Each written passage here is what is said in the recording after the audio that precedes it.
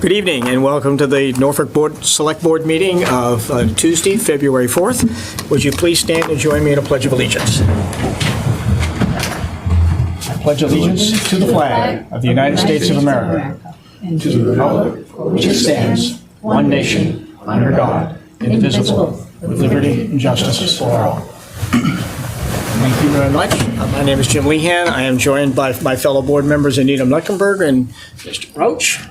Our first order for the evening is a hearing on the water rates. So the Select Board is a licensing board for the town of Norfolk. We will conduct a public hearing under the provisions of Chapter 101 of Act of 2004, Section 7, to determine the water budget for FY26 and set prices and rates for usage of the water system. This hearing will be conducted on Tuesday, February 4th, 2025 at 7 p.m. in Room 124 Town Hall, 1 Liberty Lane, Norfolk, Mass. So say the board. May I have a motion to open the public hearing, please? So moved. Second. I need a roll call vote. Anita Mecklenburg, aye. Jim Lehan, aye. Kevin Roach, aye. Public hearing is now open. Good evening. Sir. Good evening. Good evening. Kevin? All right, we'll start out with slide number 1. Amanda? Good place to start. Yeah, absolutely. It's good to have a plan. So I think I'd like to just preface this hearing a little bit right out of the gate as to how, the methodology that we go through to get where we are. Right, this is an annual event that where we scrutinize the water system itself. Every 3 years, we do have an outside vendor come in to give us an objective view of where we are. That was 2 years ago, and plan to have another view of that done here next fall. Beyond that, we look at, obviously, price trends, supplies, how things, what things are costing, which it seems as these days everything is continuing to go up, sometimes in double digits. We look at water usage. We look at water conservation. We look at rules that may be coming down the road from whether it's our state partners or federal partners. PFAS is certainly one of those topics that comes to mind. So this takes weeks and weeks to really take an objective view over the entirety of the water system. With that being said, this particular year, obviously, we're a little over halfway through. We're coming up on 3/4 of the way through. So some of these numbers here are projections for the FY25 piece. And I'll go through the slides and kind of give you an overview of where we are, and then we can double back on a few topics. So the first slide here, I was able to essentially look at where we've been over the past 5 years. 6th year being this year. For the most part, pretty flat as far as revenue impact. Capital improvement, again, we reduced it for the few years prior to this, the last couple of years. Trying to hedge our bets against whether or not PFAS may become an issue down the pipe. Obviously, there's some other capital projects that we'll get into later in the slides. But, the future of where our water system is and the impact of additional users on the system is something that we try to look at moving forward. Next slide. The retained earnings picture. This goes back and shows over 6 years. Where we are with total revenues, total expenses, and whether or not we have a surplus or a deficit. As you can see, this year we're within a few $1,000s of being level, the last 2 or 3 years actually. So there's a little bit of a fluctuation there, which is dependent on actual usage. Retained earnings, $3,517,298, and that was certified. I got that number from Todd Lindmark and for September. Next page.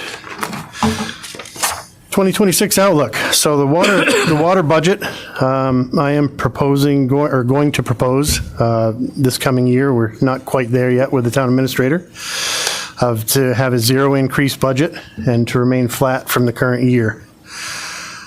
It's, again, you're looking at what we've had what we have down the pipe with between salaries, supplies, piping, numerous issues with expenses that are continuing to rise. But at the same time, we also need to look at our users and our resident base. So I've been able to trim some things that I feel comfortable with to offset a lot of those costs. And I think that with another third-party outlook next year, I think that, from my opinion, at this point, my proposal is for a 0% increase.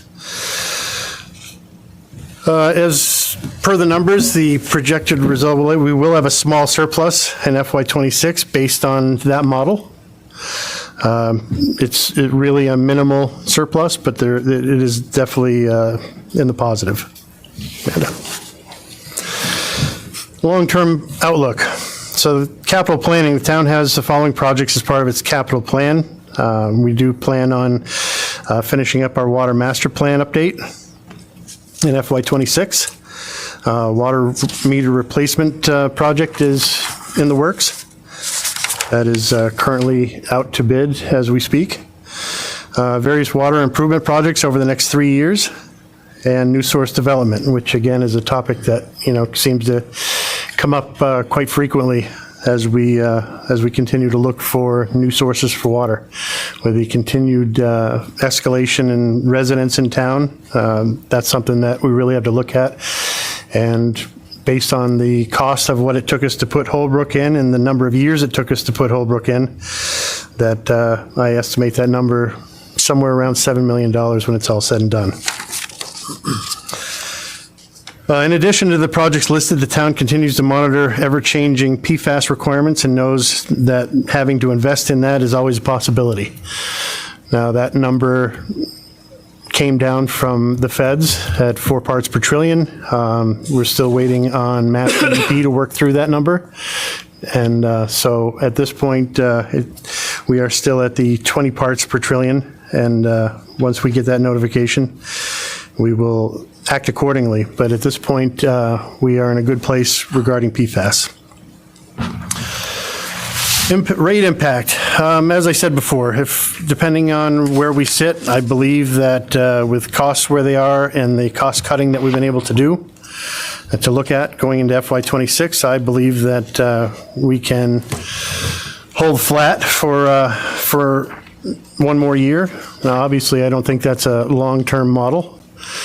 I think that if a third party came in to look, and they always err on the side of caution, my guesstimation would be that they would want to increase rates. But I feel very comfortable that at this point we can get through the next year at a flat rate. Next slide. Recommended water rate option for FY26. So as we have had for the last couple of years, I recommend that we hold steady with the rates where they are. The capital improvement fee, I have a typo there. It should be 134 and not 130. And to take that a little bit further, I did take a look at comparable water systems around the area. And I did actually make a handout if anybody would like a copy. I have a copy. Thank you very much. Excuse me. So looking at this list, I looked at 10 different municipalities around us. And one thing, when you look at this list, jumps out, that everybody does it a little different. Right? So it's really, they make it really difficult to compare apples to apples. There are towns that have base fees. There are towns that decide to do it in cubic feet instead of gallons. So that makes it more difficult to track. There are towns that have capital charges and some that don't. And then the one thing that really stuck out as I dug into this a little deeper was the fact that some of the towns that look as though they're less expensive have sewer systems, which are coupled with their water systems. So there is a offset there to some degree. So very difficult to put Norfolk up against some of these other towns. They all have their way of Medway is a great example of that. They have a base fee of $65.50, which Norfolk doesn't have, but their tier 1 is $16.03 per thousand, which is very high when you compare it to Norfolk at $6.62 with no base fee. So again, very difficult to compare one town versus another. I would say that overall, when you look at all the different factors, that we are probably in the middle of that pack overall. I appreciate that work. Thank you. Yeah, just, and again, this is part of the process of going through to see not just where we are internally, but where are we with everybody else that's around us, right? We're a rural town, and most of the, obviously with the exception of Franklin, most of the towns around us are comparable in size and water systems. And you have to look at some of those also, have PFAS issues, which at the moment, knock on wood, we don't have. But, so that's going to impact their economic outlook too. Are they having to put in $25 million PFAS plants? Where are they financially? So this is really a high-level look at this. Certainly, if any of you would like me to dig into this deeper, I'm happy to do so. But it's very difficult to really get into it and figure out, where Norfolk sits in comparison to these other 10 towns. Thank you. And with that, I will take any questions you might have. We will open it up to the board for questions first, and then we'll open it up to the general public. Questions, anyone? I don't think I have any questions. Kevin? No, he explained it very well. I just have more of a curious question. Do you have any feel for, well, I know you do. Do you have the percentages by each of these groupings in terms of usage percentage? In other words, who is the up to 7,500, what percentage? On my way here tonight, I said, you know what? I said, somebody's going to ask me that question, and I don't have it. I do know that tiers 1 and 2 are historically have been about 60%, 65, but I will get you that number and email it to you tomorrow. Thank you. Interestingly enough, the lowest usage tier has always been 3, with 4 being high. But I'll revamp those numbers and take a look. Thank you. Okay. And the people in tier 4, is that tend to be more commercial? Or Actually, it's even though exterior watering is not allowed and pool filling is not allowed, I think that a lot of those numbers are incredibly high to where it's beyond the running toilet or someone watering their garden. It's hard to speculate where that water's going, but it's also residential, not. it is, yes. Thank you. And what is our leakage percentage down to now?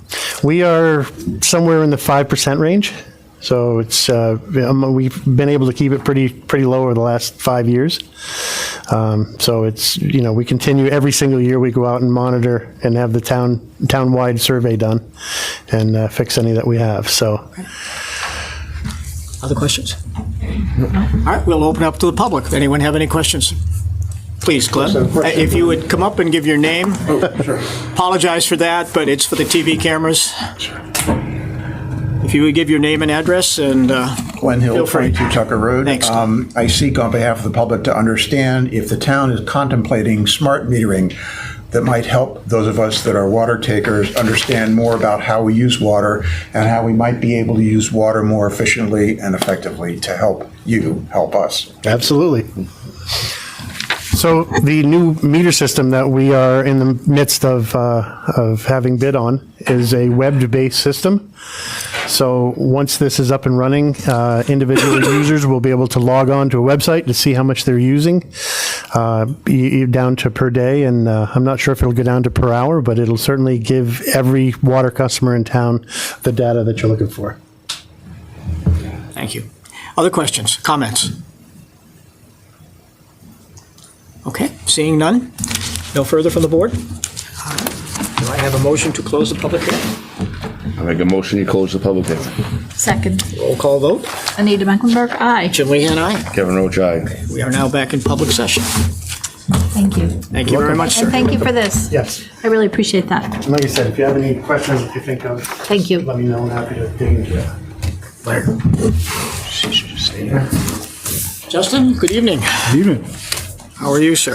Oh, thank you. Okay. Do we have any public comment this evening? Please, Glenn.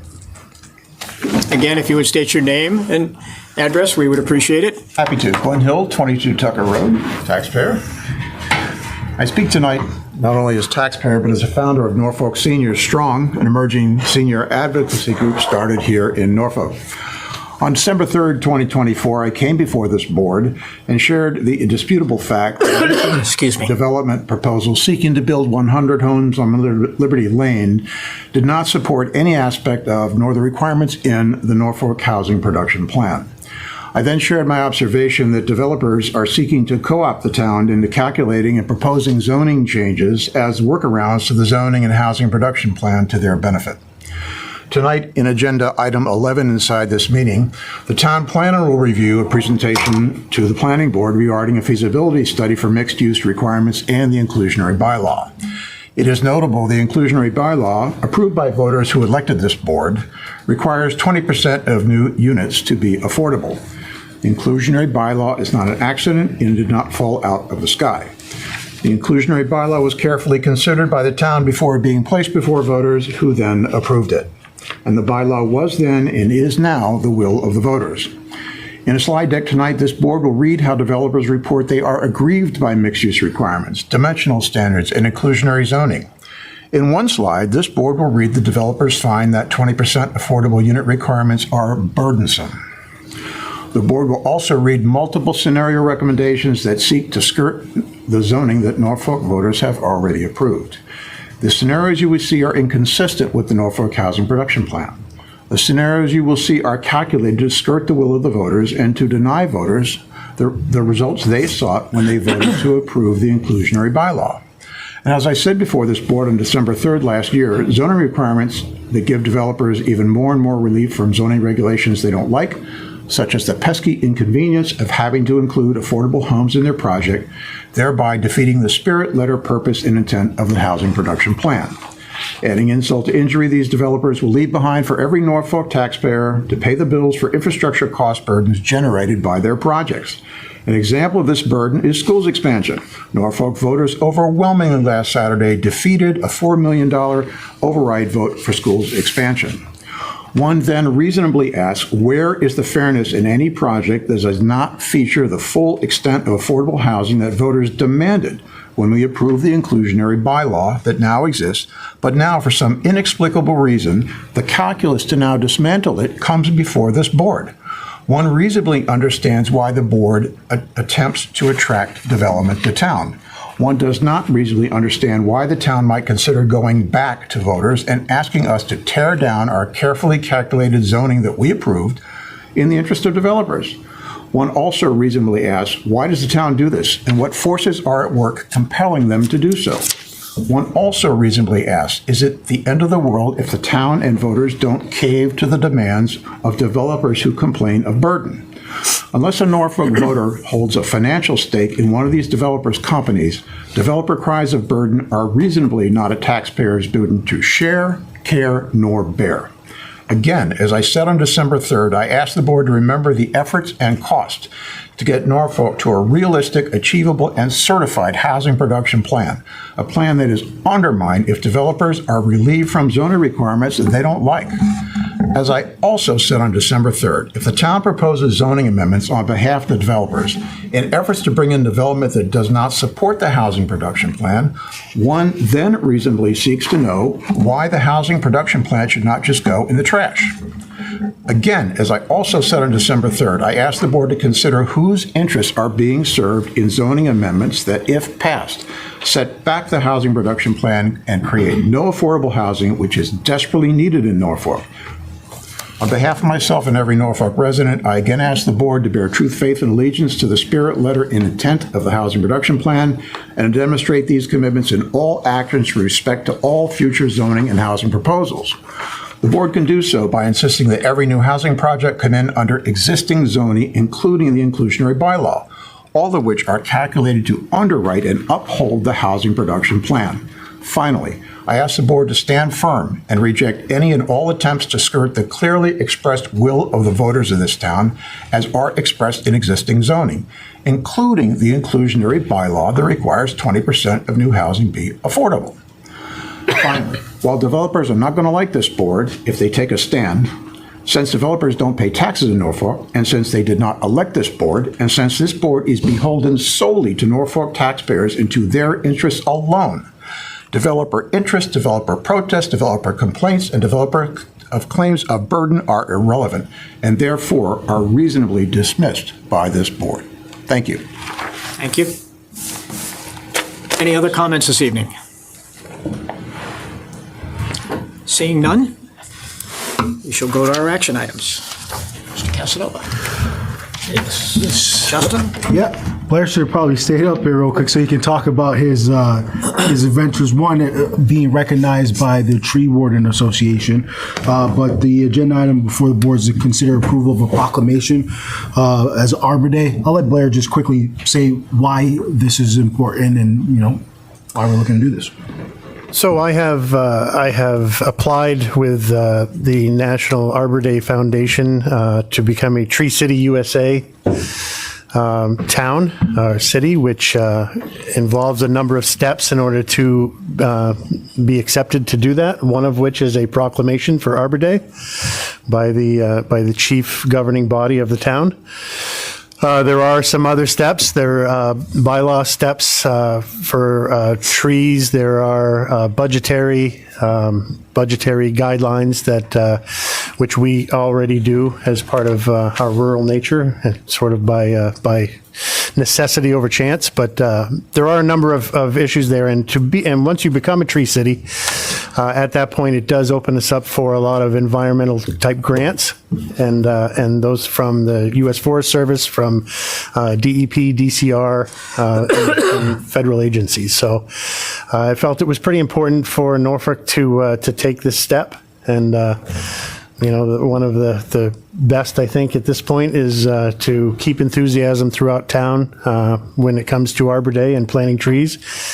We've planted over 500 seedlings in the last 3 years, and the town is very, very enthusiastic about it, and I plan on continuing that trend with a couple more seedlings here this Arbor Day. So I would greatly appreciate it if the board would sign a proclamation. Comments? Kevin? No, I support it. Sounds like a very good idea. I think it's awesome.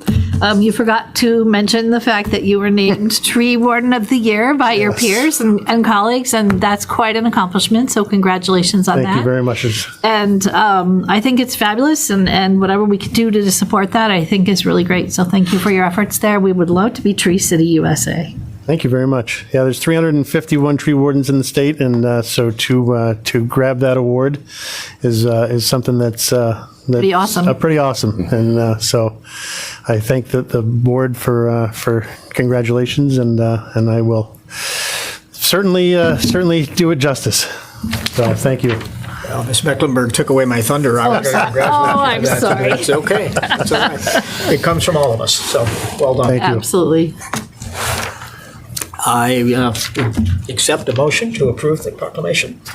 I move that we approve a proclamation to recognize April 25th, 2025 as Arbor Day. I second. Further discussion? I'm sure there is none. All in favor? Aye. Aye. Thank you very Well much. done, sir. Thank you. Thank you. Congratulations. I apologize. This should go away by 2028, I hope. Vote to approve Town Hill Farmers Market. Oh, our favorite thing. Yes, I love Farmers that. Market. Absolutely. Justin?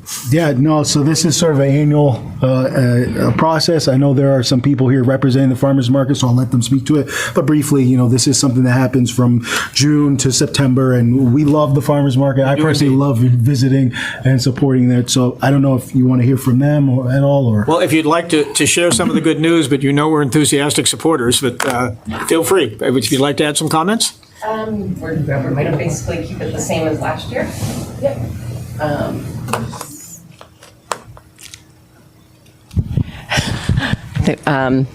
I'm Kim Calvino, that's Valerie. Braish. And we're just representing farmers market. We're going to keep it the same as last year, 3 to 7 on Wednesdays. We're going to hopefully have more food trucks and live music. Yeah. So we're planning to keep the same general structure, so the food trucks in the parking lot. It'll run from June 4th to September 24th. Last year we had a really strong start. Our market crashed towards the fall when we started to have political rallies during the farmers market. So we're hoping for a stronger and more consistent season, and we're hoping that we can get some of those vendors back that left. So that's it. Well,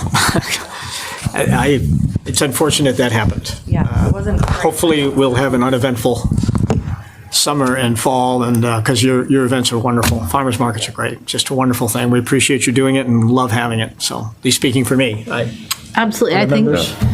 I think it's fabulous. Anything that brings our community together, whether it's sports or the arts or farmers markets, I think is really positive for our community. So I really appreciate your energies, and it has a tangible reward for our town. So thank you. I think this is an easy vote for the board. Do I have a motion to approve? I vote to approve the use of Town Hill for the farmers market from 2 p.m. to 7 p.m. on Wednesdays from 8 p.m., from 2 p.m. to 8 p.m. 7 to 8 is cleanup, right? Yeah. From 2 p.m. to 8 p.m. on Wednesdays from June 4th, 2025 through September 24th, 2025. I'll second the motion. Further discussion? All in favor? Aye. Unanimous aye. Thank you for all you do. Thank you. It's really a great event. Thank you so much. Thank you. Next item is the allocation of opioid abatement funds.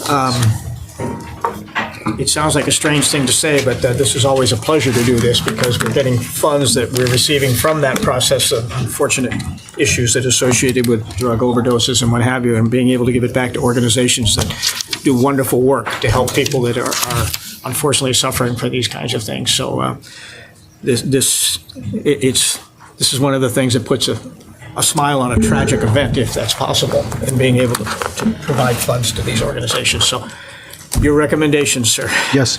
So previously in the board's packet, we had received 2 applications for funds. I did reach out to the previous participants who did have some funds allocated to them by the previous allocation of abatement funds. We did get 2 submissions in the board's packet. You have application from Gillies House as well as the Safe Coalition. Just as a reminder for the board, town meeting did authorize the board allowing an expenditure of up to $38,000 in funds. I believe the total sort of requested amount of funds is $27,000 or around there. So we do have the capability to allocate future funds as well. And the application is still open, just for the public's sake. The application is still open. The board is accepting them as a rolling basis. Unfortunately, Jen from the Safe Coalition isn't able to be here. She did send a letter to the board this afternoon. But we do have Mr. Dielmeister from Gillies House here who can speak to the allocation of funds previously, but as well as his request here if the board wants to hear from them. And I think they did indicate they wanted to hear from the groups moving forward. Well, the 2 organizations that have applied are very familiar to us and annual events, and they do wonderful work. So what is the pleasure of the board? I guess Safe Coalition isn't here, but it is an opportunity for Gilly House to come forward and just give us 2 minutes overview of what they're doing for the community, for the benefit of the community. Welcome, sir. Thank you. My name is David Gilmeister from Gillies House. We are a nonprofit sober recovery home for 22 men of various ages. It is a relatively unique house because we have maintained a commitment to keep it affordable for those men that are there. But at the same time, we deliver a lot more services than most places do. We're staffed 24/7 with paid staff, all in long-term recovery. We provide all the food, toiletries, laundry, Wi-Fi, everything, with the idea that if you eliminate all the little stresses, like scratching around for coins to do your laundry, then you can focus on the big stresses. We run AA meetings in the house. We run all kinds of support systems. We have a cook that comes in once a month. We have a meditation goal-setting person who comes in twice a month. So we offer a lot of services to the gentleman there. What they pay basically covers only the cost of salaries. We have to fundraise for everything else. And it's a 178-year-old building that sat empty for 17 years when we bought it. So Norfolk last year, the contribution that we got from you helped a lot in replacing a boiler that was bad. There were 3 boilers. That was the second one. The third one's being replaced tomorrow because it crashed. So those kinds of expenses go with having a building that is that old. And so we continue trying to upgrade the facility to make it even nicer for the men that are living there. The last thing is the numbers that are thrown around nationally about how many people come out of sober living and maintain their sobriety is 1 in 10, which is disgusting. We're 5 in 10. So we're really pretty proud of that number, and I think it's the model that we use that makes that all happen like that. So thank you for the chance to address you. Appreciate it. Thank you, Any sir. questions? Just a huge thank you. I know of your organization very well through another organization that I belong to that works with you quite closely. Okay. And the work you do is commendable. It is, by the way, a beautiful building. It really Well, is anybody a that beautiful hasn't building. had a chance to tour, we'd love to have you come over and tour. It's a beautiful We're building. proud of it. Yeah, you should be. It's Yeah. a beautiful building. Thank So you. I can't thank you enough for the work that you're doing. It's very important, and the results are outstanding, and just, I wish we had more of you. Thank you. Appreciate that. Yeah, thank you. Other comments? No, but just what Jim said. Thank you. Thank you, sir. Making the world better. Thank you. I guess the question for the board is if you want to allocate funds, the 2 applications outlined, and all of these submissions, they are eligible uses of funds, but the request from Gilly's House here is $10,000 total. One's for the allocation for the replacement of the boiler that he mentioned, additional transitional training, and then supplemental funding for staff salaries. And the Safe Coalition, their request totals $15,000 that's outlined in their application. Transportation, drop-in counseling sessions, community Narcan training, support group for children, as well as a community awareness campaign. So that would be $25,000, and the board has $38,000 to allocate. What is the pleasure of the board? In my opinion, we should allocate as much as we can, and I would fully support both applications. I'll second the motion. I concur as well. Do I have a motion to approve? Let me see here. I move to approve the allocation of opioid abatement funds as listed in the agenda. Does that work? No, I have to No, you have to specifically say- say. you do have to So give- $10,000 to Gilly's House and $25,000 to the Safe Coalition. $15,000. 15,000, because They would 15 love and that. 10, they would love that. And we can't go over our 38. So 15,000 to Safe Coalition, 10,000 to Gilly House, along with our thanks for their work for our community. Absolutely. And while Safe Coalition isn't here, they too do wonderful work. Just all of these types of organizations that help people in need are just wonderful things to happen, and we do need more. So I have a motion. Do I have a second? I second. All right. Any further discussion? No, sorry for making a mess of that, Amanda. Not at all. Enthusiastic yeses, I'm sure. Aye. In favor? Aye. Yeah. Thank you again, sir. Thank you. The next agenda item on the board's pack is approve a request by the town clerk for a police officer detail at the May 6 town election. We've done this several times, so I won't go in too in-depth, but our town clerk, Carol Green, has communicated with Chief Hines, and so they're asking for one detail officer that'll be outside the polls for the May 6 election, in addition to the officer that will be inside the polls as well. This is a standard request. Anybody have any comments on it? Nope. Do I have a motion?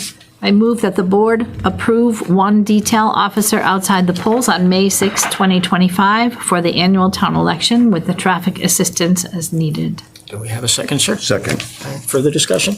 All in favor? Aye. All right.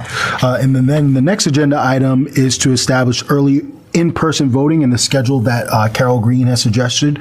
That's in the packet, starting from Friday, April 25th and running to Thursday, May 1st. There are a variety of hours. There's 9 to 5 and then some 8 to 8 p.m.s in those hours. But that's the recommendation and request from our town clerk, Carol Green. Again, pretty standard. Yeah, I think the early voting is great. My only question is last time, and it could be a foggy memory, but last time I had to read all those dates and times into the, I can say as printed in the agenda. Yes. Yes. We put in the agenda, yeah. Thank you. That was just a technical question. Well, I just remember having to read it all. We learned and we put it in the agenda. Thank you. Do I have a motion? Yes. As printed. I move that the board allow early in-person voting for the annual town election scheduled on May 6, 2025, as printed on the agenda by our lovely Amanda for this meeting. Be sure that's in the minutes. I'm gonna have to put that in. Yeah, And I'll second the motion. thank you. Further discussion? All in favor? Aye. Aye. Thank you, Amanda. All right, and then the next agenda item, as the board's aware, at annual town meeting, May 15th, town meeting authorized the board to submit a special act regarding the town sewer system. This was the second phase of the first attempt of the special act. We talked about this, I think, a few weeks ago. The reason why we waited until to submit now is, one, we had to get through some of sort of our council matters, but also we wanted to submit it in the new legislative session, so it gave it as much time to have the opportunity to be heard. I have communicated to both Representative Vaughn and Senator Roush's team. They're aware that this potentially could be coming down the pipeline, so we would really want a formal vote from the board to submit the special act as approved by town meeting. And in your packet is a draft letter as well as the article information. Kevin, this is an old issue that predates you, so I don't know if you know all the background on it. Are you comfortable with it? Yes. Okay. Questions? No. Thank you for the work. It's not very glamorous work, but it's really important, and so I appreciate your tenacity on it. And we hope successful, even though it's a first of its kind, if I recall. It is very, it's very unique. Very unique. That's a good way to but say it. Norfolk is very unique, That's so it's better okay than saying to have first of a kind, isn't it? Very unique. All right. Well, let's hope it works. Do I have a motion to? I move to Approve. approve the submission of the special act related to the town sewer system. Do I have a second? Sir? I'll second the motion. All in favor? Aye. Aye. Any opposed? No. Thank you. All right. The next agenda item is regarding the notification from Pondville Crossing about a potential 40B project. As the board is aware, that this is a sort of a project that's potentially 200 units of housing. There's two processes here. The letter that we got notice the town the opportunity to offer comments from various boards, et cetera, within town. The site visit is this Thursday, and then I think towards the end of the month we have to give some comments and submissions. Typically, we do that. We expect to have those for this project. But most importantly, I think of 40B. Of this size and magnitude, I think engenders conversation from the community. So I'd asked town council to come to the board just to give a high level understanding what a 40B is and the process. I think is important for, to have this discussion, because I do think this project will engender that. So we do have Mr. Chris Heap, who's part of our town council, and I'll just have him come up and give a short presentation. Good to see you. Good to see you all. Thank you all.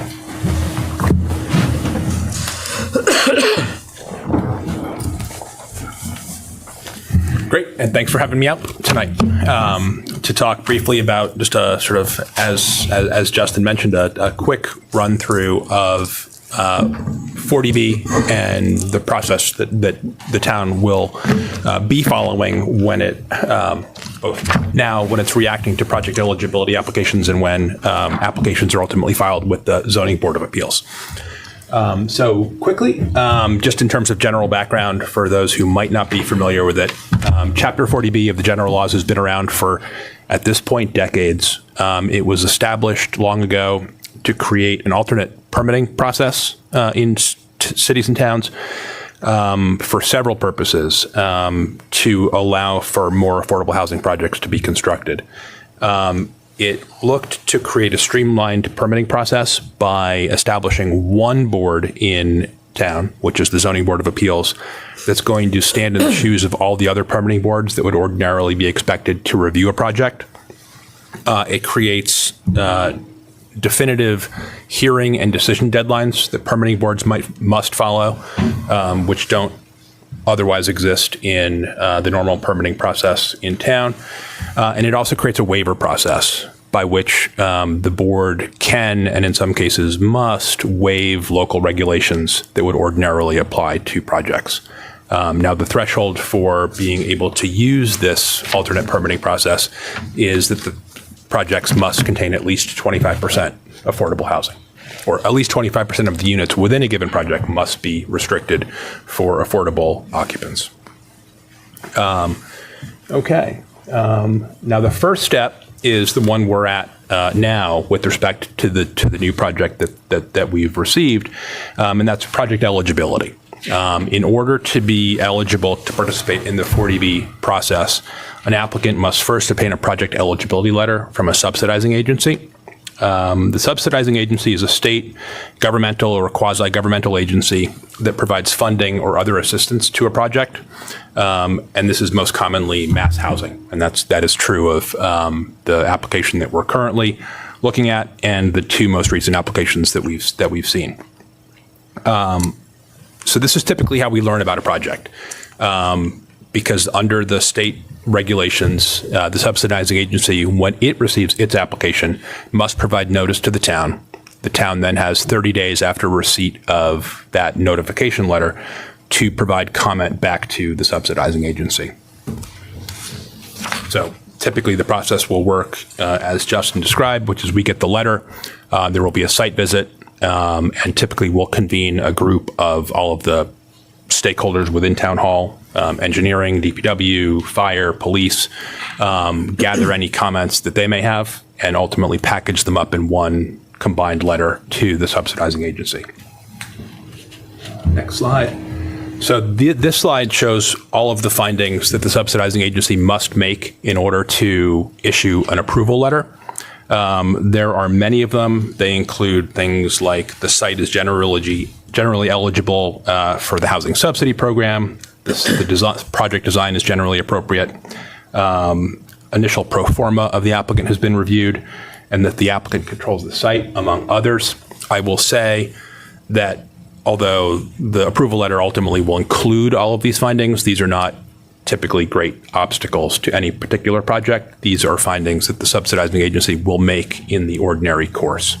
In addition to including these findings, the subsidizing agency will typically respond back to many of the comments that it has received from the town in our comment letter, but it will do that in a way that's sort of notifying the applicant what it should be expected to talk about when they're in front of the ZBA weeks or months later during the public hearing. That will typically not do much more than warn the applicant that these are topics that it should be expected to talk about. Project eligibility letters are rarely denied. I believe I've seen one denial in my practice. That one denial was based on the identity of the developer. It was in that town at that time a well-known violator of local rules and regulations. That was demonstrated to the subsidizing agency, and that resulted in a denial. But that was an outlier by a pretty wide margin. These are typically processes that we go through, and they're helpful for the town for gathering comments and thoughts about a project at an early stage. But again, this process and this approval letter, ultimately not any major impediment to the progression of any given project. So when the letter issues, that serves the gatekeeping function of then allowing the applicant to apply to the Zoning Board of Appeals. It is only after that approval letter issues that they can come apply to the Zoning Board of Appeals. Okay, so then after that process, we get the application to the Zoning Board of Appeals. And I think one of the most notable features of the 40B process, as I said at the beginning, is that the Zoning Board of Appeals stands in the shoes of all quote unquote local boards in town. Local boards is a defined term, and it is defined incredibly broadly to include really every board in town. So in the ordinary case, if a given project needed a permit from the Zoning Board of Appeals, the Planning Board, Conservation, Board of Health, and others, if it's a 40B project, the applicant only need go to the Zoning Board of Appeals, and the Zoning Board of Appeals wields the permitting authority of all of those other boards. So it's a one-stop shop, essentially. The only exceptions to that general rule are that local boards that administer state regulatory programs continue to have jurisdiction over 40B projects. So the Conservation Commission, in its administration of the Wetlands Protection Act, will still need to hear of an order of conditions application for a project. And the Board of Health, when administering Title V, will still need to issue that approval. But if there were a local wetlands bylaw that went above and beyond the Wetlands Protection Act or local septic regs, those, because they're local and purely local, would be decided by the Zoning Board of Appeals. So that's what the ZBA does. Once, also as I said at the beginning, 40B is subject to very rigorous permitting deadlines that you don't see necessarily in other permitting contexts. So it's important that clearly the ZBA and others who are interested in the project have these in mind. These are on this slide here, but notably the Zoning Board of Appeals needs to, within 7 days after receipt of an application, notify all the other boards in town. That's important because although those other boards may not have jurisdiction over the project, it will remain important that they weigh in on the project by providing comment to the Zoning Board of Appeals so that they can understand what the Planning Board, Conservation, et cetera, thinks about the project. You have 14 days to get notice in the paper and then 30 days to open the public hearing. The big one is that once the hearing is open, the Zoning Board of Appeals has 180 days to conclude its public hearing. Now that sounds like a lot of time, but with a complicated 40B project, those 180 days can go by very fast. Once the public hearing is closed, the ZBA has 40 days to vote a decision, and then 14 days after that to file its final written decision with the town clerk. All of those deadlines can be extended by agreement with the applicant, but it does require agreement from the applicant. So it is not at all uncommon for the 180-day hearing deadline to go beyond that if there are issues that remain to be worked out or the applicant hasn't provided all the relevant information. But again, if things are working well with the applicant, you can often work out a deadline. If things are not, the ZBA will need to be prepared to act within those hearing deadlines. One thing to keep in mind is that there are several reasons why a zoning board might be able to deny an application as a categorical matter. And if it's entitled to do that, it needs to do it within the first 15 days after the opening of the hearing. That's if you've achieved your 10% affordable housing minimum in town or the land area minimum for affordable housing. There are a number of what we call statutory minimums that you can achieve. None of those I don't believe have been achieved here in Norfolk presently. So these are up for informational purposes, but they are not anything that I believe we're going to be able to take advantage of with respect to any projects coming through in the near future. If I may, what is our percent at this point in time, do you know? Rich and Sue, I think, we had it like in the 4, 5. It's fluctuated. 5. Yeah. We're at 5? 5 or 6% range, yeah. And what about the status of safe harbor? There is none. No, none. And that's so one of the safe harbors that could potentially come into play is Sue's there. Next slide. Thank you. Is if there are multiple applications pending all at the same time. Right. If there are 3 or more applications pending and those 3 or more applications add up to 201 or more units, then the ZBA is allowed to invoke a stay while those are pending. That's temporary and ultimately the application would need to get heard, but it is possible that the 4th application in the pipeline could be stayed while the others are being decided.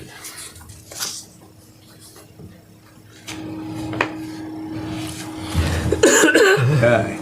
So this slide gets into the legal standard of how 40B projects are decided by the Zoning Board of Appeals. And ultimately, the legal standard that is at play is whether or not the Zoning Board's decision ultimately, but also individual regulations, dimensional regulations, conditions within a decision are consistent with local needs.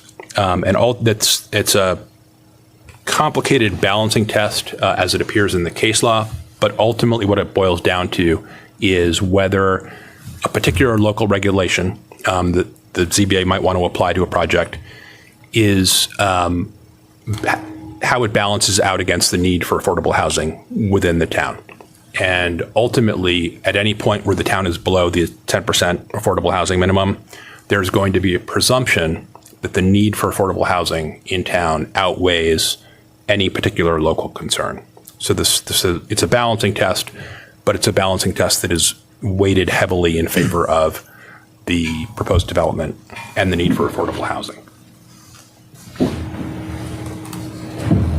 This is another sort of hallmark of the 40B process, which is that the applicant is allowed to request waivers of any local requirement that it can't comply with for its particular project. So let's say someone is proposing 200 units of housing in what is a single-family residentially zoned neighborhood, which would typically only allow one house per lot or one dwelling unit per lot. That would be a waiver. They would be looking for a waiver of the one unit, one house per lot regulation. Oftentimes, a project like that is going to be taller than the maximum height limit would ordinarily. That's another waiver. So what the applicant is required to do on day one when they file their application with the zoning board is to come in with a waiver list, identifying clearly in an itemized list all of the regulations that it's looking for a waiver from. The Zoning Board of Appeals will then go through, usually not in the first night of hearing and usually not in the second night of hearing, but ultimately before it makes its decision, we'll go through that waiver list one by one and vote on which regulations are deserving of a waiver and which are not.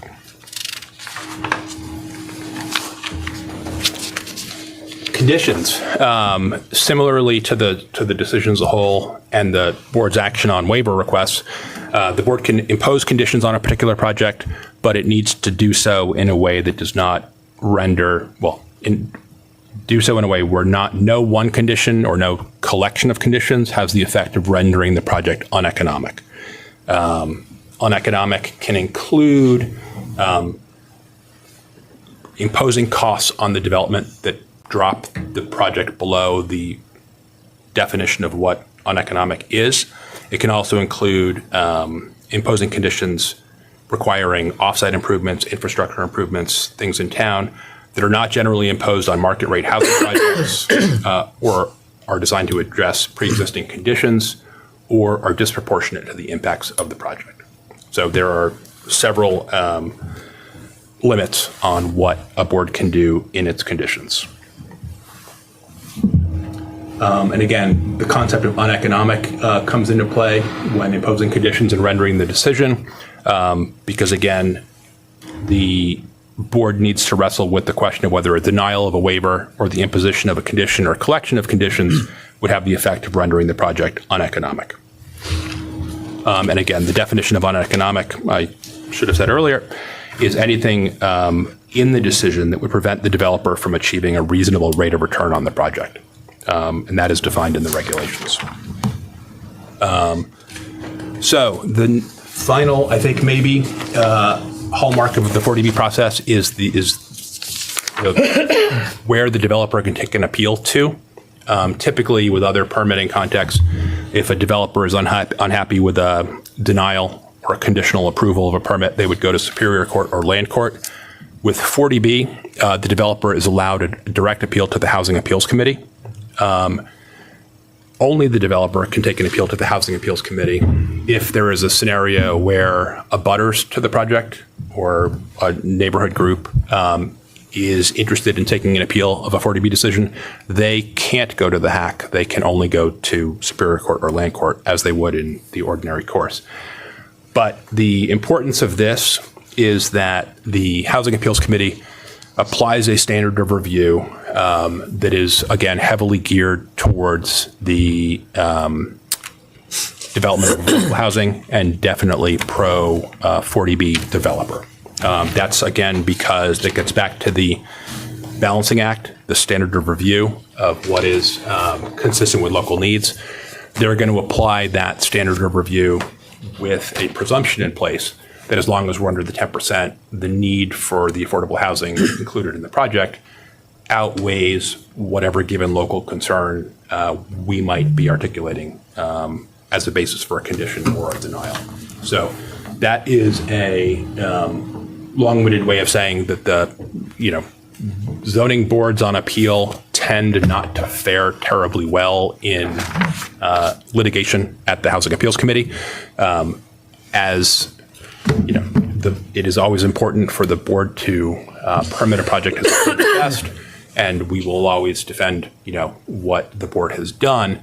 But the sort of looming possibility of defending an appeal on the Housing Appeals Committee does require some focus in the hearing process and some real consideration when the board is devising its decision, because again, it is not a friendly forum for zoning boards of appeals if an appeal is going to go to the HAC. I have heard that the success rate is less than 2%. Yeah, it is not hyperbole to say that sounds about right, and I don't want to engage in hyperbole when I say how difficult it can be, but it is they're not in the business of upholding denials, and they're also, in my experience, not in the business of upholding conditions that go too far is not the right word, but that a developer can reasonably point to complicating the project or rendering the project, not economically feasible to proceed with. So that's my quick run through the Excuse me process. for doing coughing here. That was sort of high level, and I didn't want to get too bogged down in the details, but I'm certainly happy to answer any questions that the board may have. Actually, that was very detailed, I thought. Thank you. Questions? No, so basically, they can circumvent all the bylaws that the town has. Yes. Okay. Pretty much. Yeah. Yes. They can't build a building in the middle of a pond. Short of that, they can pretty much. Well, can't is a powerful word. Depends how big the pond is, I guess. If they put a raft under it, it's fine. I guess the way I'd respond to that in a more positive way is that the board is within its rights to condition a project to mitigate and minimize the impacts that the project will exert on the surrounding neighborhood. But it is absolutely true that the process allows a developer to propose something that would never be allowed under our zoning bylaw. For example, a 200-unit development project on land that is not zoned for anything of that magnitude. Right, and you just about stated that the conditions, when they go back there, they get removed, the conditions don't stay, they don't stay. The challenge conditions, many challenge conditions may not withstand scrutiny at the Housing Appeals Committee. To my mind, that underscores the importance of working with the board to craft a set of conditions that will mitigate the impacts to the greatest possible extent, but also not go so far as to either draw an appeal or draw a successful appeal. So the important work is done in the ZBA hearing and its decision drafting process to go as far as you can to reasonably permit the project without going over the line. Okay, thank you. We've had a lot of experience with 40Bs in town. And the win, if that's the right word, opportunity is in negotiating. And thus the term friendly versus unfriendly 40Bs. But our hope is that we can work with the developer to make it as friendly, I guess, for lack of another term, as we possibly can, and have less impact that was perhaps harmful to our community as possible. And if we're able to do that and mitigate some of the concerns, that's the best approach, because you're just, as you've said, the track record of stopping it is pretty tight. That sounds right to me. Yeah. Yep. Thank you. Questions anymore? Oh, thank you very much. Appreciate Thank it. you. I appreciate your That time. was very helpful. Thank you. Nice to see you all. Thank you. Okay. So we have had a formal request to provide our input. That letter came to me as chair, which I forwarded to Justin. I think you have all seen it. One way we can do this is to provide input through Justin. We can spend some time right now discussing our thoughts on it, or we can give input directly to Justin, and he can formulate that, get it back to us. We do have a time frame, which is, I think, just a couple of weeks away, if I remember. I believe it's February 26th. It is February, I know that. Is it appropriate for us to participate in the site visit? Is it what? Sorry? Appropriate for us to participate in the site visit on Thursday? Could, but you just be visually, not deliberating at all. You know the typically- site, right? You've been on the, you've seen the site, yeah. There'd be nothing to gain, you can, but we can't engage in any of the conversations or anything. there, No, so- but we could listen. Well, we can always listen, yeah. And our process to just quickly talk about that. I know Sue's on here as well, and Rich is here. For example, we went on a site visit, I don't know, a few months ago. We had representatives from from our departments. We'll get police, fire, et cetera. We'll try to get all our departments there. You have the applicant, you have the representative from Mass Housing. There's an opportunity to talk through the project a bit in terms of staff, raise up concerns or anything there. And then after that meeting, we meet collectively as a group of town departments, and we formulate official statements, and we collate them together, and then we submit it to Mass Housing. So if the board has something that they want to submit as well, we definitely can add that as part of the package that we submit. Well, I think it would be helpful to see what you've gathered. Yep. I mean, we can see that. Could you get that to us?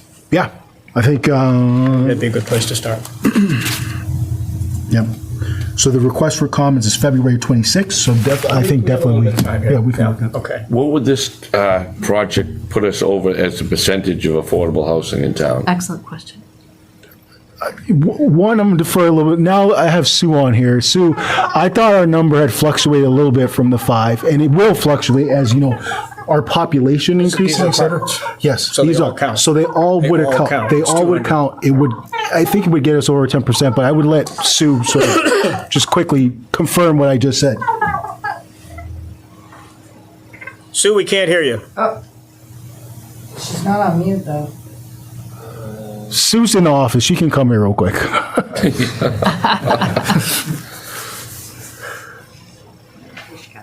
But it is all rental. It would count, all the units would count toward it. Yeah. So it would get us over the 10%. Pardon me, I'm not dressed appropriately. I thought I could hide in my office. We know you hide there. It's not a secret, Sue. Hi, everybody. Sue Jacobson, Affordable Housing Director. So what happens with these projects is when they come in to the town hall and they're stamped by our town clerk after they go through the Board of Appeals and the permit is issued, the number of affordable units that's going to be in the project automatically goes on to our SHI, our Subsidized Housing Inventory. But if those units are not occupied, rented or sold within a year, they fall off of our housing inventory. So actually, right now, we just got a letter from the state a couple of weeks ago where we're asked to update. So I'm adding 18 additional units back onto our subsidized housing inventory. So Justin was absolutely correct in saying that that 5% number is going to wiggle up a little bit. My understanding is that if all 200 units were approved, it would put us over 10%, but don't forget then that adds 200 units to our total number, and I don't know, how that would change, but we have some other things coming and some more numbers that will be added to the number of homes in town, so it may get us a little over 10%, and then we'll see where the chips fall. And after we're over the 10%, then we don't have the 40Bs don't. You have to Don't have to Right. take them. Okay. We can accept one. Yeah. We can accept one if we think that it's good for the town, if Right. that's what collectively everyone agreed, but we're not forced to Okay. take the project. Thank you. Sure. Thanks, Sue. Thank you. Thank you, Sue. All right, so you're going to get us what you have to date. We will, after our meeting, once we meet with our departments, once we get some of our comments, we will make sure the board sees those comments. Okay, and we have another meeting prior to the deadline. Yeah.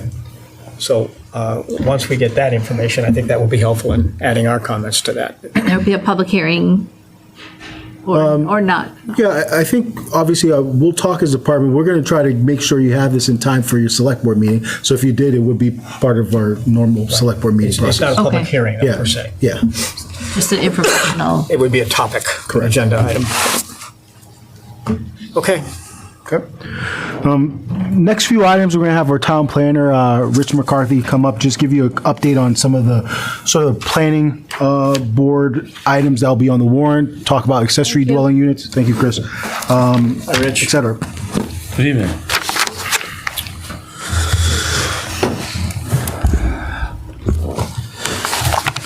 The planning board has been very busy at work. They held a public hearing on the accessory dwelling units on January 27th.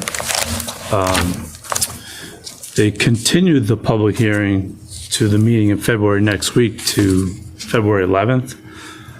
Primarily, well, let me back up. So as you know, the Affordable Homes Act was approved last August, which included accessory dwellings by rights in any communities in Massachusetts.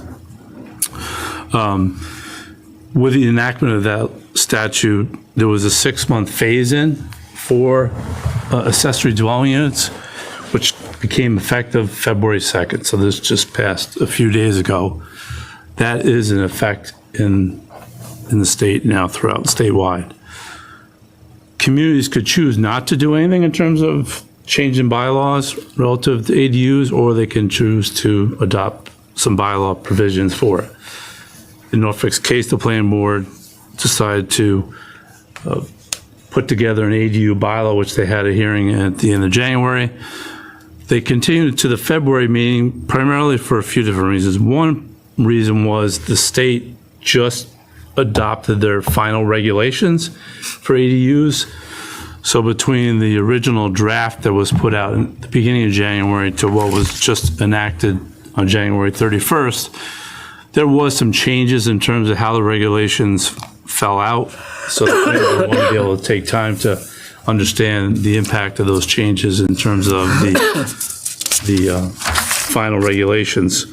Thereby, they continued to February 11th. So you're welcome to attend the February 11th meeting. I want to take away the excitement of that EDU bylaw and really get in depth of it tonight, but February 11th, in person and Zoom, you're welcome to attend. And Now, I have a quick question. Yes. The bylaws that we put in place, now the state says you can put it in this year. Now, they have to go by our bylaws or the state supersede? So the good thing that we did, I feel pat on the back to everybody here on the planning board, is that the bylaw was advertised and published prior to the February 2nd date, which brings it back so people will be subject to the new bylaw once it's, I'm presuming, going to be adopted in town. So it essentially captures them. They got to comply with the bylaw. It's a unique provision, if you will. With the town's bylaw. With the town's bylaw. Okay. So I think, we're in a little bit better position, I think, in many other communities too as well, because we have septic system, relying on septic systems. So, people aren't necessarily going to rush in per se. So I think it works out to both sides. Great question. So that'll presumably pass at town meeting. It is a conundrum how systems can actually work to your advantage and disadvantage in various circumstances. Yes. So just to piggyback on our previous topic about affordable units, so an accessory dwelling unit, if somebody added one onto their home, that would increase the number of units in Norfolk, affecting that figure. And so, but there's no requirements that it be affordable. No. But it's a possibility, it could be affordable. It could be, but there is no requirement to be. Darn it. Sorry I apologize for this annoying cough. So, quick question, if, say the person put in an affordable dwelling unit and their parents lived in that house and paid a minimal amount of rent, would that be considered affordable housing? No, no. In terms of making the affordability to count towards 40B, Yeah. it has to be deed restricted, income restricted. That's really the mechanism to make it count towards their inventory. Really, the intent and purpose for this bylaw is to provide, folks an opportunity whereby they might be able to provide housing for somebody more economical or different household circumstances, even, supplement their income to be able to afford to stay in their house. So it kind of opens it up in terms of that. But the affordability is not, as we talked about earlier, is not part of this. Separate, but it does count. This isn't going to increase our, No. it's not In fact, intended to do that. technically speaking, it's going to lower because it's going to add to the inventory. That it will. That will count, yeah, so. But I'm pretty sure if there's 5 or 10 that get built, it's not gonna hurt the number that bad. No, it's not dramatically going to hurt the number, no. But any house that, just think about this in terms of, not to get too far afield, the inclusionary bylaw starts at 6. So if you go build a house, you add a house, we don't get credit for that either. So there is some that get built in town or rebuilt, or a little small subdivision, we don't count all those, we don't capture those either, that add to the total number of dwelling units. I mean, this is primarily intended for elderly care and rental would be the two categories, I would say. Is that pretty much safe?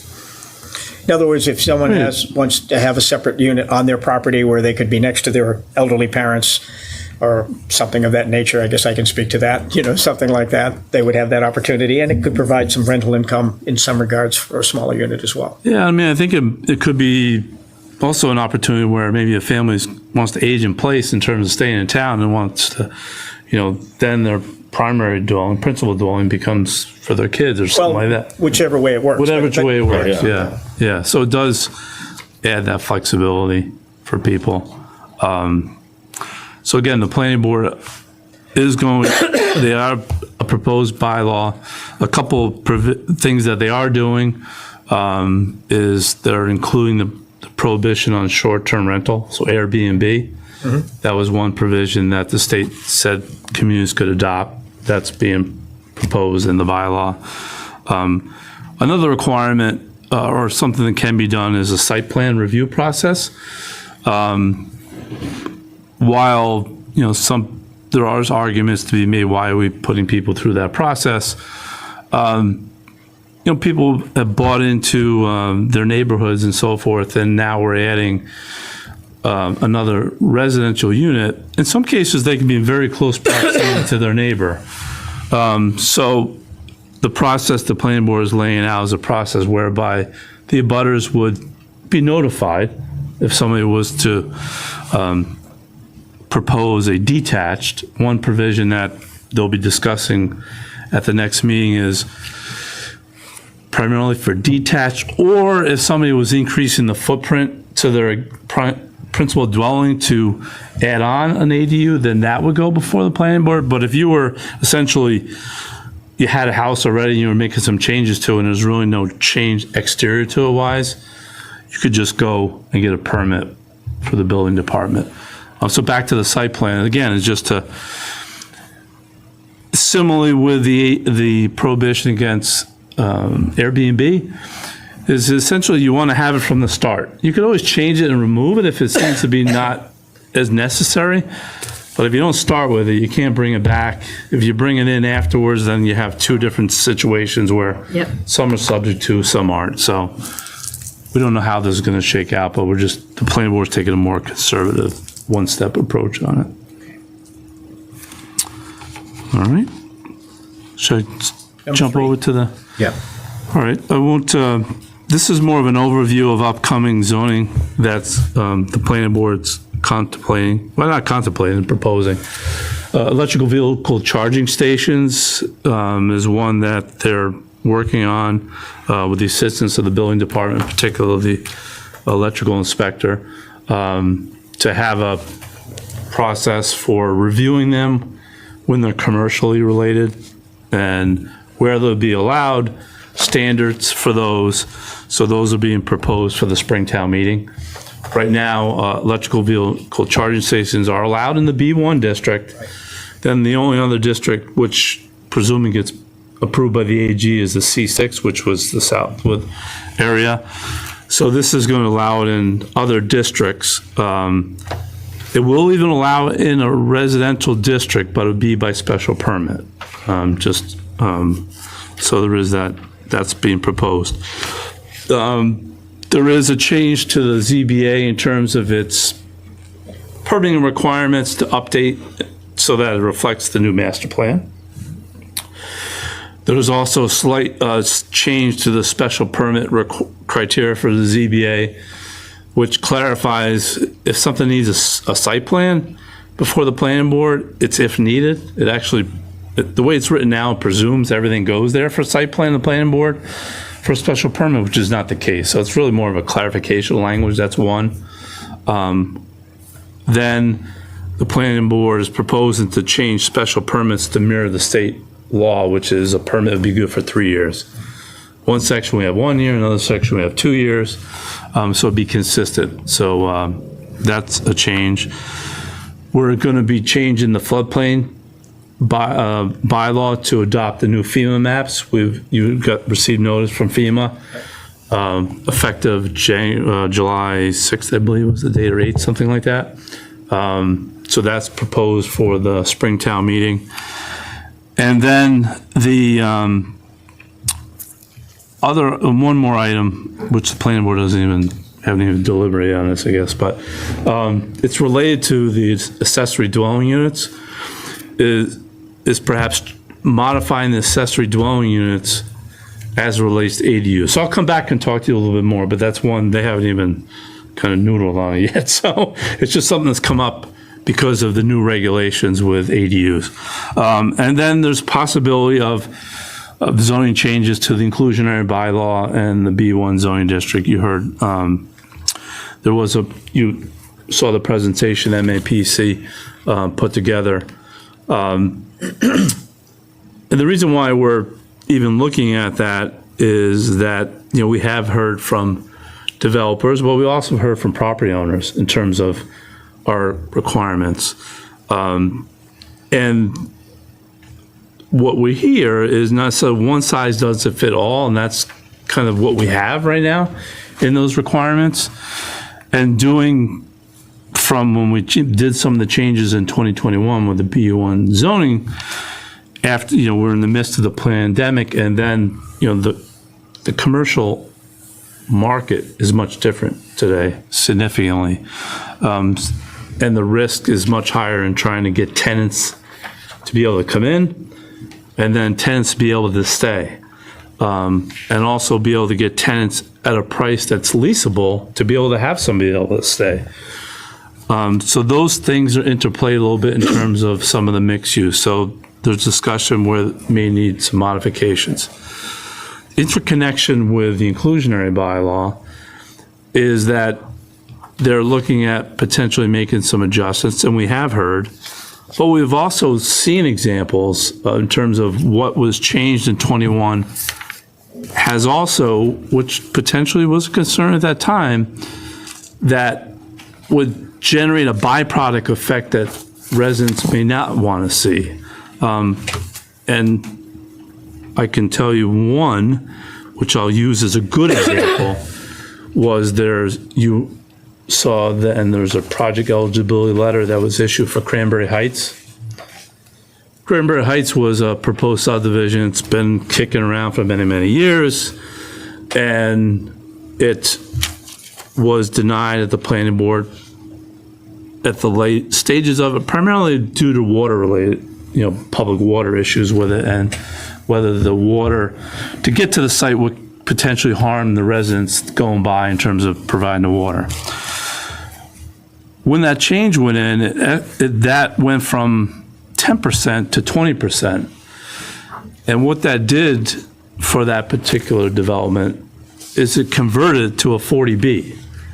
So it went from what was going to be 21 units with 10% affordable to a project eligibility letter with 51 units of single-family housing. So while we always think about these things carefully, sometimes the unintended consequences can happen. And that is an example of one whereby, as you heard earlier from Town Council's presentation, the concerns that will come up from the residents, those can't be mitigated from a 40B project. But yet a smaller scale project with less density might have produced less secondary impacts that residents be concerned about. So that's why one reason why we're looking at the inclusionary bylaw. Another one, in some respects, is the one you heard about tonight. The proponents were looking at the Palmville area to do a rental project under the Norfolk multifamily zoning bylaw. And because of that change to the inclusionary bylaw, it rendered it uneconomic. Were assembling properties to be able to do a much more scaled down project. So while all good intentions, perhaps, there is consequences sometimes that you may not want to have. Now, this may turn out to be a great project, but the point why I'm bringing it forward is because of that effect of bringing it to 20%. Because as you heard, 40B is 25%. So if you're going to impose 20% on me, and I can skip all your bylaws and your regulations, why would I go down that door? And that's what we're hearing. And that's why we're trying to be thoughtful in terms of the bylaw and how we approach it. Another next to it is a 40B for Palmville Station that was 59 units, again within the multifamily district, that choose a 40B door. So while I understand people's, it's not a straightforward one direction topic, there are things that need to be weighed both sides. So being thoughtful when we look at the bylaws and maybe make some adjustments could strategically be a benefit for the taxpayer and the residents of Norfolk. So I just want people to kind of think about that. I've certainly seen, the concern about not promoting development that we might be able to see that could offset some of the impacts tax-wise. Some of these mixed-use projects have residential, but they don't have residential that necessarily comes along with all the service demand. So something to think about for everyone. I don't know if we'll have something for spring. That's the final punchline to this, because of what we need, the work that needs to go in, but it's just an FYI. So, thank you. Thanks, Rich. Thank you. There are always downstream implications to all of these changes, and sometimes we don't foresee them. I remember one that took place in town meeting that was done on town floor and ended up passing, and then several weeks later, we found out that it completely changed one of our other bylaws as a result of that impeded our ability to do things in the B1, and we had to go back and do it all over again. But 40Bs do have their limits when you hit the 10%. So they do. You do have there's a guardrail there. There is a guardrail. Yes. Yeah. Okay. Any questions for Rich? Thank you. Thank you for all that work. Thank you. One last thing before we move on. We included in the board's packet, Rich provided the presentation that was given at the planning board on January 21st. Just to get it out there for the public, I thought it was a good presentation. It was the January 21st meeting. So that's in the board's packet, but it's also on NTTV's YouTube page. Yeah, we're going to actually make some changes, make some additions to the planning board website. So we'll have a project page. We can add some of those materials. You guys have been busy. Yes, thank you. Thank you, Rich. Jim, can I just piggyback a comment onto Rich's? presentation. So I just want folks to know that when we've talked about this, people have spoken about communities near us, neighboring communities that do have a similar bylaw to what we have now, not the 10%. But those communities that enacted the bylaw are 9.9%, 10.5%. They're all significantly closer. And when you're much closer to that 10% threshold, you can be more particular and more stringent. So I just wanted to add that. Thus the guardrail. Correct. Thank you, Sue. All right, Justin, I've got quite a few updates. fire away. The first one is the one that was listed in the agenda. I just want to let the board know that we have worked with the Colonial Power Group to schedule some informational session dates. They're Wednesday, February 12th at 10:30 at the Council on Aging, on Tuesday, February 18th at 6 p.m. at the Norfolk Public Library. Those, and graciously NCTV will be recording those informational sessions, so if people are unable to attend, they can see the video afterwards. So we've been getting a lot of questions and comments regarding the program, so we're glad to have these information sessions coming up. Yeah. Just to go through a couple of updates, the governor submitted the Municipal Empowerment Act once again, and this is something that I think is really important for our community to be apprised of in our board. The Municipal Empowerment Act, it gave some general flexibilities to municipalities. I won't go into all of them, but I think it's something that we have to monitor. It allows us to make the permanent, hybrid, and remote meetings. It's scheduled to end in March. One of those things. It gives you the opportunity to create some new property tax exemptions for seniors, procurement rule changes, updated bar rules for school projects, but also opportunity to increase revenue and local revenue. It allows you to move the tax ceiling from 0.75 to 1% for the meals tax, but it also gives you another local option surcharge up to 5% on motor vehicle that you can put towards dedicated local stabilization funds, which, I'm a member of our MMA Finance Committee. That was something that we were really, active on, as a lot of municipalities, and we all know, are facing revenue challenges. So we wanted to have more flexibility for local communities to do some alternative things. So really excited to see that brought forward. And they also took our feedback. They were prescribing certain finance rules that Norfolk and a lot of other communities don't implement, and they said, you know what, we're going to allow you to do things how you've done, and so they removed some of those provisions. So I think that's important that we advocate for that act this year. So I want to let the board know that. I wanted to just give a quick update with the Southwood project. Southwood project, they've been very busy. If anyone's gone by that site, they've seen a lot of work being done there. I spoke with Bill Buckley from GFI Partners. They're doing a lot of testing. They're doing a lot of assessment work there. So I spoke with Bill, a couple days ago. He gave me a call today as well. He said, about 2 or 3 weeks, hope to have further updates about the Southwood project, because I know people have asked me about that project. So they're still doing the work out there regarding that. And we're actually going to sort of communicate, and then my next sort of thing is I've communicated with Senator Roush and Rep. Vaughn's office regarding the town's work in trying to see if we could tie into the wastewater system there. In light of some of the sort of federal decisions about funding and allocation of funds, we recently got a technical correction for the earmark that we received from Congress Auchincloss for the $1 million for the sewer project.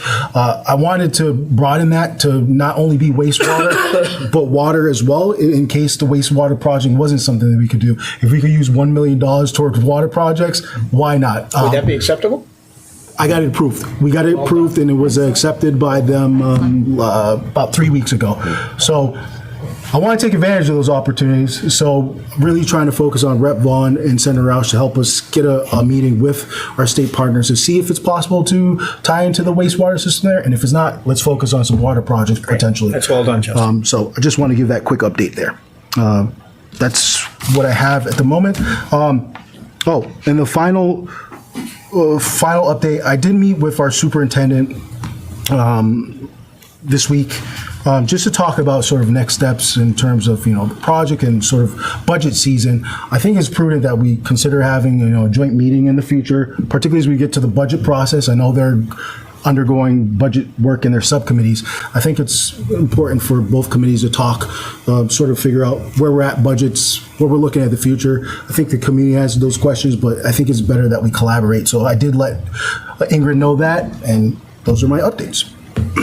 I would just add that I had a very long, very positive conversation with the chair of the Norfolk School Committee today as well, and discussing next steps, how we go forward. I think that at least she and I were both on the same page in terms of doing that, but we'll have more discussions on it here shortly. But it was a very good conversation. Can I ask Blair a quick question? Any update on Park Street Bridge by any means? Yeah. So earlier this morning, I heard a rumor from a neighboring town that they were going to open it today. So that after some contacts and some research, that was unfounded. Yeah. And so I did talk to Mass DOT today, had a lengthy conversation. They have found that the underneath of the bridge so far seems to be structurally okay. They're going to start taking core samples tomorrow to go further in depth to that. So they're not showing their cards at this point, but they are avidly working on it because I think they're hearing it from everybody. But that's an optimistic report. Yeah, no date yet, but they are clearly feeling some pressure about everybody, chirping in their ear. But well, maybe they can just put a weight restriction on it until they get it completed. I think their fear is that most people don't read signs. They're right. And it takes one guy who we've all seen the YouTube videos. It takes one guy. How many people have you seen that drive under a low bridge? Stower Drive. Right. Just watch the film on Stower Drive when the kids all go to college. I don't know how much faith there is in that, but they are avidly working on it. I've been trying to touch base with them once a week, but I was pretty shocked this morning to hear that they were going to open it today. Unfounded. I think we would have heard that. I think. I suspect. Yeah. One thing, and when Blair did tell me that, we reached out to our sort of local liaison. We confirmed that's not the case, but he did confirm what I mentioned previously. They expect the bridge will remain closed through the winter at a minimum until that evaluation is completed. So that's what they've continued to say to Blair and to myself. So that's kind of what we're expecting. I haven't seen anything go on out there in quite some time. So the fact that they're going out there tomorrow and Thursday, weather permitting, to start taking core samples out of the bridge. That's good. Is a step in the right direction. Good. Thank you. Very good. All right. Comments from the board? Nope. Anita, I know you do. I do. I know. I always have something to say. So I had a couple of topics. First of all, I wanted to talk about the respite center in town. And way back when we found out, it seems like, in some ways, it seems like 100 years ago, and in some ways, it feels like yesterday. When I was 6'2". Yeah, we were all taller then. I'm down to 5'8" Yeah, now. we were all taller, I think. But when we listened to the community, when that first came upon us in Norfolk, the three things that we heard from the community are the real need to have attention to public safety, have attention to the impact on our schools, and to make sure that this isn't costing the town money. Like, how does it affect our budget? And so those were our three charges all along, and I feel like, to the credit of our board, we've kept our eye on the prize with those three things. And I'm sharing that first. I wanted to talk about the budget too, because I looked in the, hopefully my numbers are right, but I think the state has budgeted $1.7 million for addressing immigration in Massachusetts alone. And Norfolk has had over $500,000 of that money. And so because of our partnership, we got the $250,000 grant at the Freeman Kennedy. Thank you. Yeah. We have 3 staff members being paid for by the state, 2 at the lower and 1 at King Philip. And so we have the stipend that we get for every student enrolled from the center. So we have benefited significantly from the state, and that's due to Jim's leadership and to our mantra of partnering with the state is going to get us further than fighting. And so I think, to our credit, we have done very well toward those 3 goals. And I share that first because I want people listening, the thousands of people who are watching us on television, to know that was our first goal, to meet those 3 goals. But we're also human, and we're human beings who recognize other human beings who are struggling. And I had the privilege of touring there recently, And I'm going to get goosebumps telling you about it because it's truly a campus dedicated to helping people move on to the next step in their life. And it's a very warm place. There's kids running in the hall. It's a very organized in spite of the fact that, but it's also very organized. We are so fortunate in Norfolk to be partnering with Heading Home. So fortunate. The communities that have a few families and a hotel or something are much different situation than us. So we are very, very fortunate to have the partnership with this organization.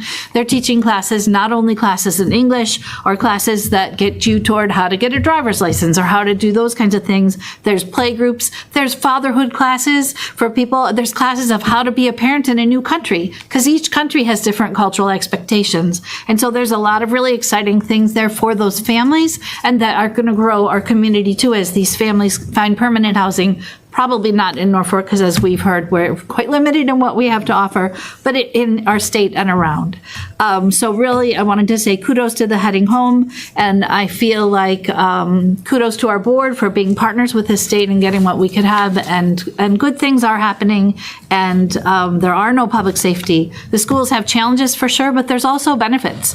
I just was talking to a parent the other day, and her daughter is determined to learn another language. How cool is it to know 2 languages? She's going to learn another language. And so there's benefits for our students as well. And I'm not naive to say there aren't challenges, but there are benefits as well. So I just wanted to speak to that.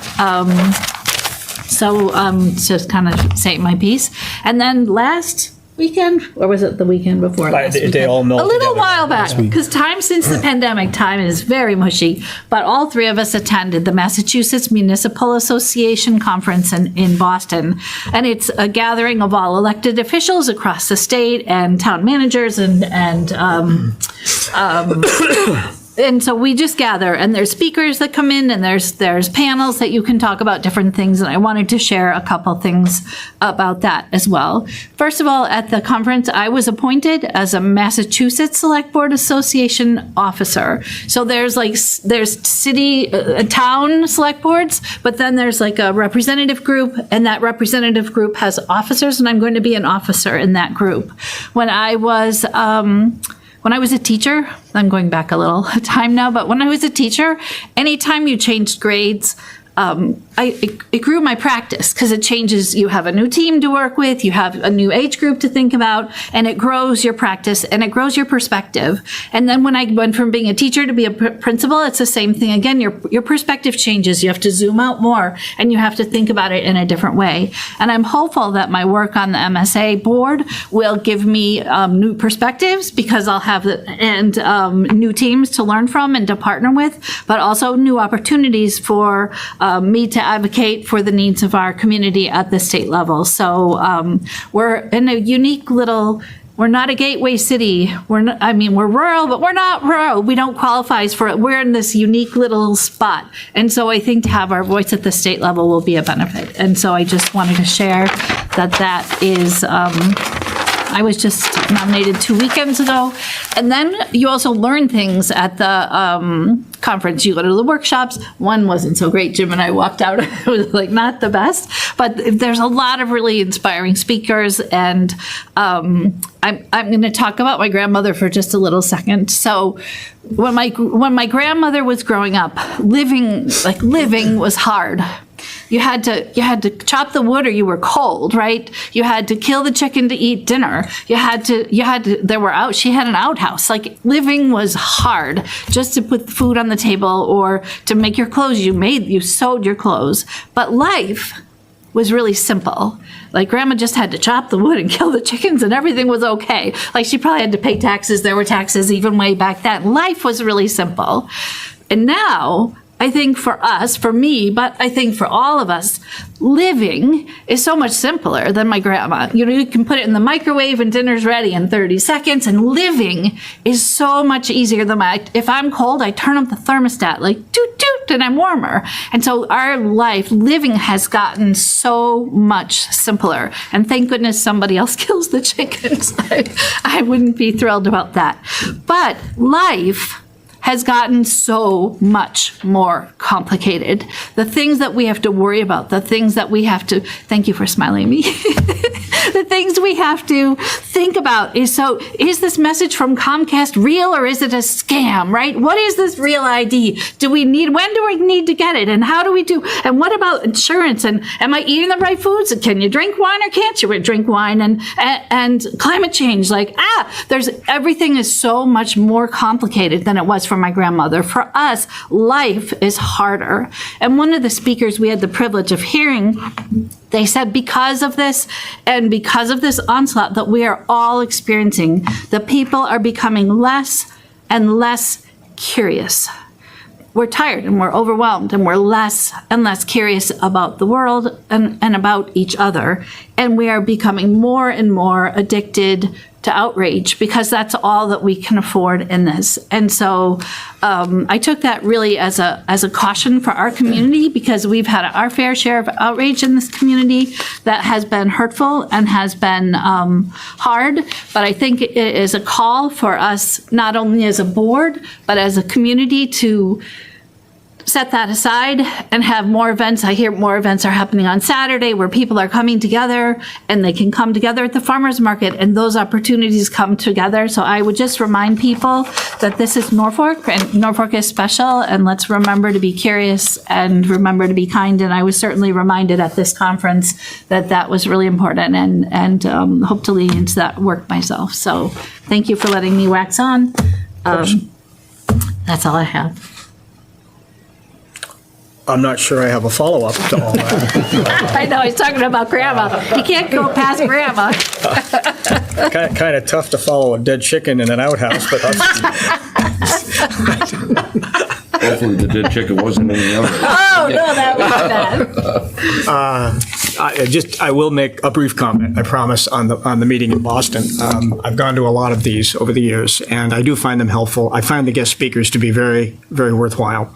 They always have some words of wisdom that we can carry back. One that I remember distinctly, and I hope we practice, is that leadership does not come from power, it comes from wisdom.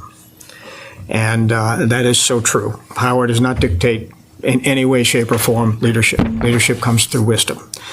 I thought the sessions were not as good as they have been in the past, to be honest with you. The problem we have with this meeting, and I don't want to go on forever on this, but the meetings are geared towards the larger communities. And most of what goes on in the state is geared towards the larger communities. When you look at the state aid component, which we heard a lot about, and the billions of dollars of the federal funding that came in, truth of the matter is 91% of that went to 37 communities.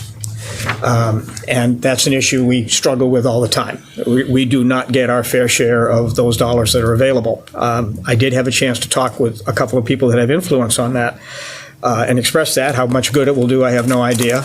Perhaps you will have more influence, which should be wonderful. But we'll see. We are in that little niche where we don't get even a touch of what we should be getting. And I'm not by any means suggesting that the New Bedfords and the Lawrence, that Lowell's and these towns don't have significant issues. Brockton with their schools, $20 million deficit. These are issues that are significant and they should be helped. But it would be nice if we got a little bit more off the bone than we get, and that doesn't seem to happen very often. But it is the chance to speak with my fellow associates. I've known so many of those people over the years and how we share common problems, and sometimes listening, you find some wisdom that you hadn't thought of. So I do find it a very worthwhile time. Kevin, anything to add now that we've dominated the conversation? Nope. I went to it. It was good. Yeah. It was his first time. Let's see what he says on the second visit. Yeah. But anyway. Justin, anything from you? We need to approve the warrants. Yes, you do. Do I have a motion to approve the warrants as printed on the agenda? So moved. Do I have a second? Second. All in favor? Aye. Aye. Approval of minutes? Yes. Mr. Clerk? What are the dates here? I didn't see anything. Approve the minutes. I don't see the dates here. January 4th, December 3rd, January 4th. What are the dates again? Right here. Make a motion to approve the minutes of December 3rd, 2024 and January 4th, 2025. Do I have a second? Second. Any further discussion? All in favor? Aye. We are going to have an executive session. We will not be returning into public session. We will not be taking any votes during the executive session. I do not believe. I do not. No, There I are don't none believe so. posted Yeah, for no, votes, so no. we will not be taking, but we will not be returning into our session. So I need a motion to go into executive session for the purposes of negotiations, where to do so in a public forum would be its advantage to this board. We will be discussing the fire and the police contracts. I need a roll call vote.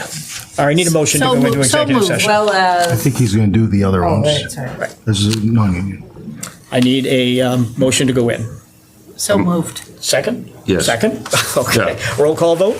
Anita Mecklenburg, Jim aye. Lehan, aye. Kevin Roach, aye. Okay. Thank you very much for joining us, and as I say, we will not be returning into open session.